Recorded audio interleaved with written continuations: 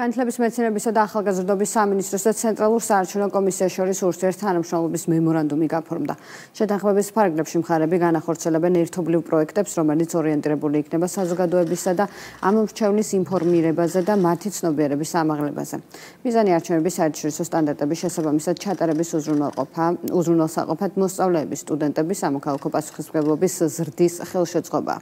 როგორც გიორგი ამილახვარმა აღნიშნა, სამინისტროსთვის ერთ-ერთი პრიორიტეტია ქვეყანაში არჩევნების წარმატებით ჩატარების ხელშეწყობა. ამ მიზნით სამინისტრო კიდევ უფრო აქტიურად გააგრძელებს თანამშრომლობას ცენტრალურ საარჩევნო კომისიასთან ინოვაციური ტექნოლოგიების დანერგვის, ახალგაზრდების ცნობიერების ამაღლებისა და ინფრასტრუქტურით უზრუნველყოფის კუთხით.